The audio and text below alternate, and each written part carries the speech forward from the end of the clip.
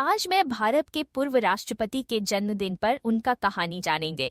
अबुल पकीर जैनुलाब्दीन अब्दुल कलाम का जन्म 15 अक्टूबर 1931 को तमिलनाडु के रामेश्वरम में हुआ। उनका परिवार आर्थिक रूप से साधारण था। उनके पिता जैनुलाब्दीन एक नाव के मालिक थे और उनकी माता आशियम्मा एक घरेलू महिला थी। परिवार आर्थिक तंगी से जूझ रहा था, लेकिन उनके माता पिता ने उन्हें उच्च संस्कार और शिक्षण दिया। अब्दुल कलाम बचपन से ही मेहनती और जिज्ञासु थे। वह सुबह के समय अखबार बेचने का काम करते थे ताकि परिवार की आर्थिक सहायता कर सकें। कलाम की प्रारंभिक शिक्षा रामेश्वरम के एक स्कूल में हुई। वे औसत छात्र थे, लेकिन उनकी लगन और जिज्ञासा ने उन्हें हर विषय में गहराई से जानने की प्रेरणा दी। उच्च शिक्षा के लिए उन्होंने सेंट जोसेफ कॉलेज तिरुचिरापल्ली से स्नातक की पढ़ाई पूरी की। इसके बाद वे मद्रास इंस्टीट्यूट ऑफ टेक्नोलॉजी में दाखिला देने में सफल हुए, जहां उन्होंने एरोनॉटिकल इंजीनियरिंग में डिग्री हासिल की। उनकी मेहनत और वैज्ञानिक योगदान से भारत ने अंतरिक्ष और रक्षा क्षेत्रों में अद्वितीय प्रगति की।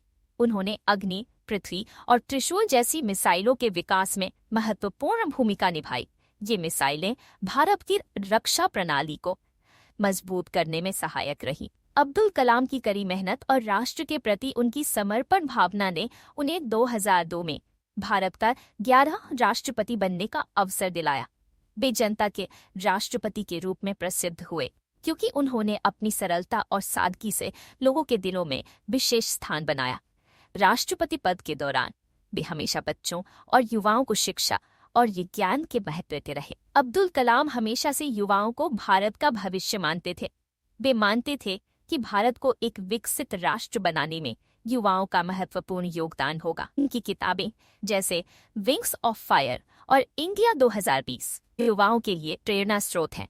वे हमेशा अपने जीवन में शिक्षा, अनुशासन और मेहनत को महत्व देते थे। अब्दुल कलाम का जीवन भले ही साधारण परिवार से शुरू हुआ हो, लेकिन उनकी उपलब्धियां असाधारण थी। 27 जुलाई 2015 को जब वे शिलांग में एक भाषण दे रहे थे, उसी समय उन्हें दिल का दौरा पड़ा और उनका निधन हो गया। उनका जाना पूरे देश के लिए एक बड़ी क्षति थी, लेकिन उनके विचार और योगदान हमेशा लोगों के दिलों में जिंदा रहेंगे।